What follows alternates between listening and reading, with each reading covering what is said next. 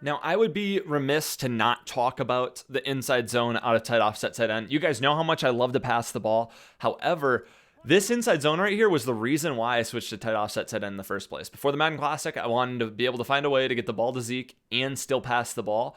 And this inside zone didn't get the gap shot against Big Time 146.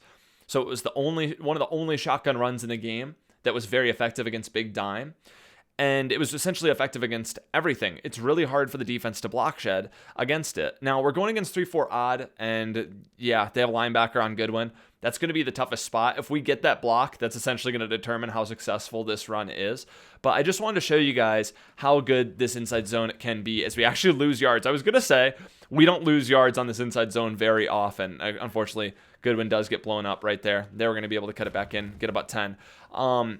I'm actually able to hit home runs on the ground out of this inside zone very often. As we pick up 8, very, very often. If you get a one-on-one with the safety, and hopefully I get an opportunity to show it, I want you to let go of right trigger and then sprint and get outside. And very often, let go of right trigger when you're coming up to him to stop sprinting, cut out wide, and then click right trigger again. And you're going to be able to get a nice little, animation, or you're going to be able to dumb out the safety rather very easily out of it. And that's my biggest way to hit home runs on the ground out of this play is I get a one-on-one with that safety instead of doing a ball carrier move or coming up and arm barring or whatever a lot of people don't like to click on. I am just going to dumb out the pursuit angle of that safety. Now again, we're going against 3-4 odd here. It's going to be pretty hard for us to hit one for a long gain on the ground. Here's the same thing right there. Boom, dumb out that pursuit angle and get past him with Tevin Coleman. Couldn't quite get to the end zone. That's savage there. It's going to do essentially the same thing with every safety.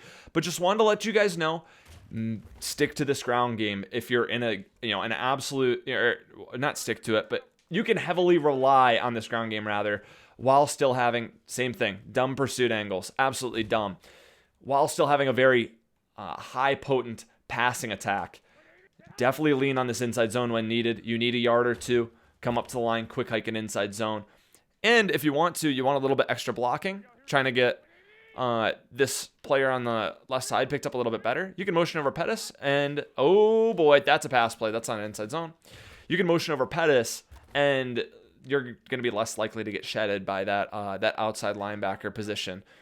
If you don't motion him over, you're essentially, again, you're leaving Goodwin in a one-on-one with the outside linebacker. If they don't, boom, we get really nice blocking, dumb out that safety, and run it up the gut.